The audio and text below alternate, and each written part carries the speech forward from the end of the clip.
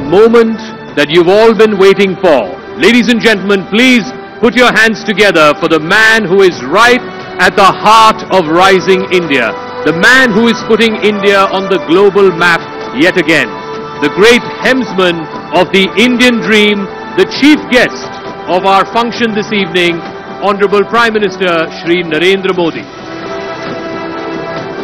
May I now invite Shri Rahul Joshi, CEO and Group Editor of Network 18. Prime Minister Shri Narendra Modi, distinguished guests, ladies and gentlemen. It is my privilege to welcome you to the News 18 Rising India Summit. It is an honor that Prime Minister Narendra Modi is inaugurating this event, whose title, Rising India, is an unshakable affirmation that the best is yet to be. Much in the past 4 years has been driven by the passion of one man, the man who swept the nation off its feet and drummed home with a brute majority in 2014.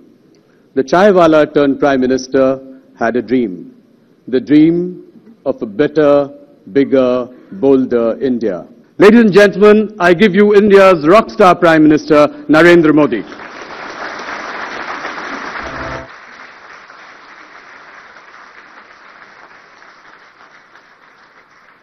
Network 18 के group editor in chief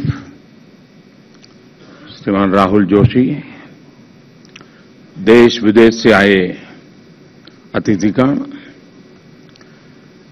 यहां उपस्थित media के सभी बंधु, देवियों और सज्जनों,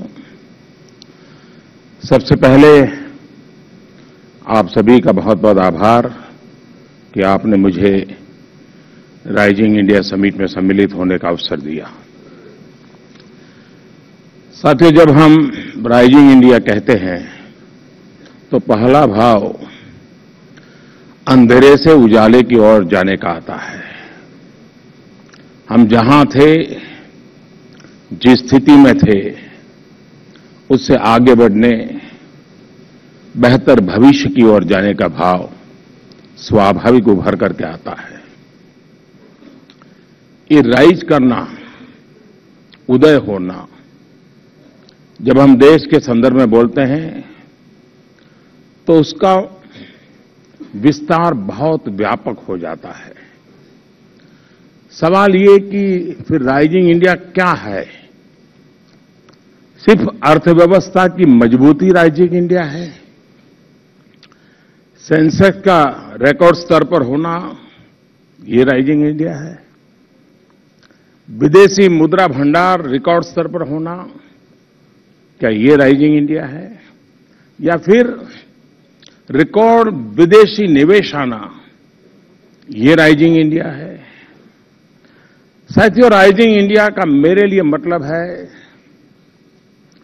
देश के 125 करोड़ लोगों के स्वाभिमान का राइज होना, देश के आत्मगौरव का राइज होना।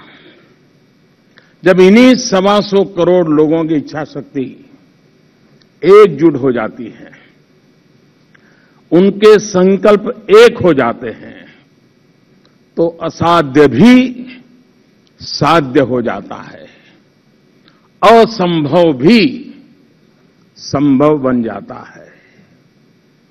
एकजुट हुई यही इच्छा शक्ति आज न्यू इंडिया के संकल्प को पूरा कर रही है। भाइयों और बहनों, बहुत से देशों में ये अवधारणा रही है कि सरकार विकास को, परिवर्तन को लीड करे और नागरिक उसे फॉलो करे। पिछले 4 वर्षों में भारत में हमने ये स्थिति बदल दी है। अब देश का नागरिक, सामान्य नागरिक लीड करता है और सरकार उसे फॉलो करती है। आपने खुद देखा है कि कैसे इतने कम समय में स्वच्छ भारत मिशन एक जन आंदोलन बन गया है और मीडिया ने भी इसमें एक पार्टनर की तरह भूमिका निभाई है। हमारे राजनीतिक विरोधी चाहे जो बोले, लेकिन देश के लोगों की इसी प्रेरणा की वजह से सरकार बड़े फैसले ले सकी और उन्हें लागू करके दिखाया। जिन फैसलों की सिफारिश दशकों पहले की गई थी, लेकिन उन्हें फाइलों में दबाकर रखा गया। जो कानून दशकों पहले पास हुए, लेकिन भ्रष्ट तंत्र के दबाव में लागू नहीं किए गए, उन्हें भी इस सरकार ने लागू किया और अब इन्हीं कानूनों के आधार पर बड़े स्तर पर कार्रवाई हो रही है। आप सोचिए, आखिर ऐसा क्यों हमारी सरकार का जोर पूर्वी भारत पर, उत्तर पूर्व पर इतना ज्यादा है? जो लोग सोचते हैं कि हम वोट के लिए ऐसा कर रहे हैं, वो देश की जमीन से ही नहीं, लोगों के दिलों से भी कट चुके हैं। साथियों, पूर्वी भारत का इमोशनल इंटीग्रेशन और डेमोग्राफिक डिविडेंड, उसे ध्यान में रखा जाता बहुत जरूरी है। और इसलिए हमारी सरकार act east and act fast for India east के मंत्र पर चल रही है। और जब मैं एक्ट ईस्ट कहता हूं, तो उसका विस्तार सिर्फ उत्तर पूर्व के राज्यों तक सीमित नहीं है, बल्कि ये पूर्वी उत्तर प्रदेश, बिहार, पश्चिम बंगाल, उड़ीसा भी शामिल है। देश का यह वो हिस्सा रहा है जो विकास की दौड़ में पीछे रह गया था। इसकी एक बड़ी वजह थी इस क्षेत्र के विकास को लेकर एक उदासीनता। इस क्षेत्र में सैकड़ों प्रोजेक्ट या तो शुरू ही नहीं हुए या फिर दशकों से बीच में ही अटके रहे। हमारी सरकार ने इस असंतुलन को खत्म करने और अधूरी परियोजनाओं को, अटकी हुई परियोजनाओं को पूरा करने का काम शुरू किया। आप ये जानकर हैरान होंगे कि असम में महत्वपूर्ण गैस क्रैकर प्रोजेक्ट 31 सालों से लंबित था। हमने सरकार में आने के बाद इस परियोजना पर फिर से काम शुरू किया। आज बहुत तेजी के साथ उत्तर प्रदेश के गोरखपुर, बिहार के बरौनी और झारखंड के सिंदरी में बरसों से बंद पड़े फर्टिलाइजर प्लांट्स को खोलने का काम किया जा रहा है। इन प्लांट्स को गैस जगदीशपुर से हल्दिया तक बिछाई जा रही गैस पाइपलाइन से मिलने वाला है। यही पाइपलाइन पूर्वी भारत के प्रमुख शहरों में गैस पाइपलाइन पर आधारित उद्योगों का पूरा इकोसिस्टम भी विकसित करेगी। यह हमारी सरकार का प्रयास था कि ओडिशा में पारादीप ऑयल रिफाइनरी के काम में तेजी आई और अब पारादीप विकास का द्वीप बनने की ओर अग्रसर हुआ है। यह भी हमारी ही सरकार का प्रयास था कि असम और अरुणाचल को जोड़ने वाले और रणनीतिक तौर पर बहुत ही महत्वपूर्ण डोला सादिया पुल का काम तेज गति से पूरा हुआ।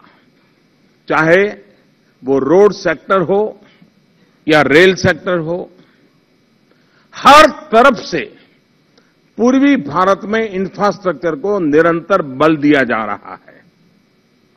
सरकार वाटरवेज को बढ़ावा देने का काम कर रही है। वाराणसी और हल्दिया के बीच वाटरवे का विकास यहां के औद्योगिक ट्रांसपोर्ट को बदलने में बहुत बड़ी भूमिका निभाएगा। कनेक्टिविटी को बढ़ावा देने के लिए उड़ान योजना के तहत पूर्वी भारत में 12 नए एयरपोर्ट्स का निर्माण किया जा रहा है। पूर्वी चंपारण, मोतिहारी में एक केंद्रीय विश्वविद्यालय की स्थापना भी इस सरकार ने ही की है। साथियों, मैं आपको एक मैप दिखाना चाहूंगा।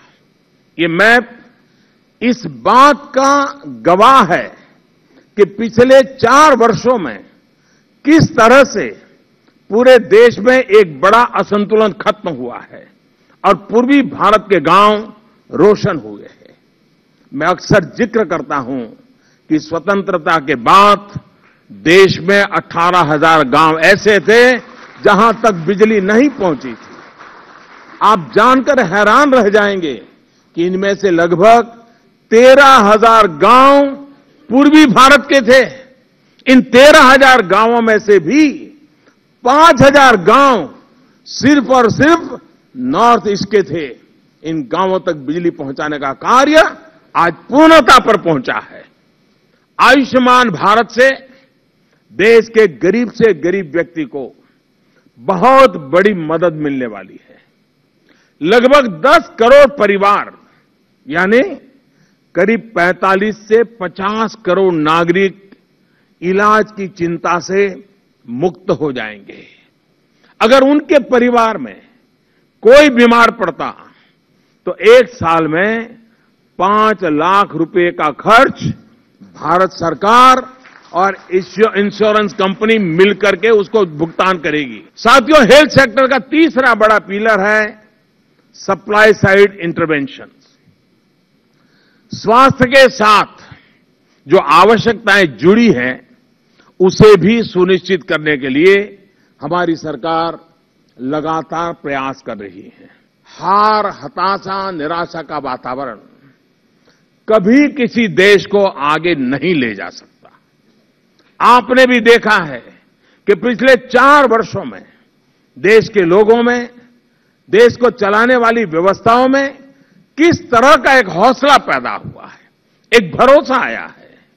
जो परिवर्तन लोग अपने सामने देख रहे हैं, अपने जीवन में देख रहे हैं, उससे हर भारतीय में ये विश्वास आया है कि 21वीं सदी का भारत अपनी कमजोरियों को छोड़कर, अपने बंधनों को तोड़कर भारत आगे बढ़ सकता है। भारत ने दुनिया को संदेश दिया है शांति का, विकास का, सस्टेनेबल डेवलपमेंट का। भारत ने बड़े बड़े समूहों, चाहे संयुक्त राष्ट्र या G20, ऐसे विषय उठाए हैं जो पूरे विश्व को प्रभावित करते हैं। आतंकवाद सिर्फ एक देश या एक क्षेत्र की समस्या नहीं, बल्कि दुनिया के हर देश के लिए एक चुनौती है। इस बात को भारत ने ही अंतर्राष्ट्रीय मंचों पर स्थापित किया है। अलग अलग देशों में काले धन का प्रवाह और भ्रष्टाचार किस तरह विश्व के विकास में बाधक है, इफेक्टिव फाइनेंशियल गवर्नेंस के लिए चुनौती बना हुआ है। ये विषय भी भारत ने ही सबसे पुरजोर तरीके से उठाया है। साथियों, ये भारत का ही आत्मविश्वास है कि जहां पूरा विश्व 2030 तक टीबी को खत्म करने के लिए कार्य कर रहा है, हमने उससे भी 5 वर्ष पहले यानी 2025 तक टीबी की बीमारी से मुक्ति पाने की ठान ली है। साथियों, ये भारत के बढ़ते प्रभाव का ही असर है कि जब यमन में संकट आता है, भारत अपने नागरिकों को वहां से सुरक्षित निकाल रहा होता है, तो अन्य देशों से भी भारत से मदद के लिए अपील करते हैं। और आपको गर्व होगा ये सुनकर के कि उस संकट के दौरान भारत ने दुनिया के 48 कंट्री के लोगों को सुरक्षित बाहर निकाल करके उनके देशों में पहुंचाया। जीएसटी ने भारत को दुनिया के सबसे बड़े इकोनॉमिक मार्केट में से एक के तौर पर स्थापित किया है। साथियों, सरकार गरीब, निम्न मध्यम वर्ग के एस्पिरेशंस को समझते हुए होलिस्टिक अप्रोच के साथ काम कर रही है। इस बजट में हमने revitalising infrastructure and system in education यानी राइज RISE नाम से एक नई योजना शुरू करने की घोषणा की है। इसके तहत हमारी सरकार अगले 4 साल में देश के एजुकेशन सिस्टम को सुधारने के लिए 1 लाख करोड़ रुपया खर्च करने जा रही है। सरकार देश में world class 20 institutes of eminence बनाने पर भी काम कर रही है। हायर एजुकेशन से जुड़े प्राइवेट और पब्लिक इंस्टीट्यूट के साथ हम मिलकर काम कर रहे हैं। इस मिशन के तहत पब्लिक सेक्टर के चुने हुए 10 संस्थानों को 10,000 करोड़ रुपए की आर्थिक मदद भी दी जाएगी। इसी तरह देश के नौजवानों में सेल्फ एम्प्लॉयमेंट और विशेषकर MSME सेक्टर में काम कर रहे उद्यमों को बढ़ावा देने के लिए हम stand up India, startup India, skill India mission जैसे कार्यक्रम चला रहे हैं। विशेषकर प्रधानमंत्री मुद्रा योजना नौजवानों और महिलाओं के सशक्तिकरण का बहुत बड़ा माध्यम बन रही है। जब से ये योजना शुरू हुई है तब से लेकर के अब तक 11 करोड़ से ज्यादा लोन हमारी सरकार ने स्वीकृत किए हैं। लोगों को बिना गारंटी 5 लाख करोड़ रुपए का कर्ज दिया गया है। इस वर्ष के बजट में भी हमने 3 लाख करोड़ रुपए का मुद्रा लोन देने का तय किया है। अगर इन सारे प्रयासों को एक बूके के तौर पर देखें तो ये कार्य मिडिल क्लास और अर्बन यूथ के एस्पिरेशंस को पूरा करने वाले और रोजगार के नए अवसर बनाने वाले साबित हो रहे हैं। मुझे उम्मीद है कि विकास की मुख्य धारा में पीछे छूट गया चाहे कोई व्यक्ति हो या क्षेत्र, जब वो तेज गति से आगे बढ़ेगा, उसकी शक्तियां, उसके संसाधनों के साथ न्याय होगा, तो राइजिंग इंडिया की स्टोरी भी और सशक्त होगी। आखिर में मैं आपके मीडिया समूह को 2022 और संकल्प से सिद्धि की यात्रा के बारे में फिर याद दिलाना चाहता हूं। क्या आपके ग्रुप ने कोई संकल्प लिया? क्या कोई रोड मैप तैयार किया? क्या इस बारे में सोचा कि हम ऐसा क्या करें जो 2022 में न्यू इंडिया के सपने को पूरा करने में मदद करेगा? भारत आजादी के 75 साल मनाएगा 2022 में। उस सुनहरी पल हमारे परिश्रम से, हमारी योजनाओं से, हमारे समर्पण से अभिषिक्त हो, यह हम सबका सपना होना चाहिए। और मुझे बहुत खुशी होगी अगर आपका ग्रुप कोई चैलेंज स्वीकारे, अपने संकल्प को अपने चैनलों पर प्रमोट करे, उसका फॉलोअप भी दिखाएं। और यहां पर कई लोग ऐसे बैठे हैं जो अपने अपने संस्थानों में भी इस काम को लेकर के आगे बढ़ा सकते हैं, कुछ न कुछ कर सकते हैं। 125 करोड़ देशवासी ईश्वर का ही रूप है और देश की प्रत्येक संस्था को, प्रत्येक इकाई को राष्ट्र कल्याण के लिए, राष्ट्र निर्माण के लिए, विकास की यात्रा को आगे बढ़ाने के लिए संकल्पबद्ध होकर के काम करने की आवश्यकता है। आपके जो भी संकल्प हो उसके लिए मेरी अनेक अनेक शुभकामनाएं हैं। एक बार फिर आप सभी का हृदय से बहुत बहुत धन्यवाद।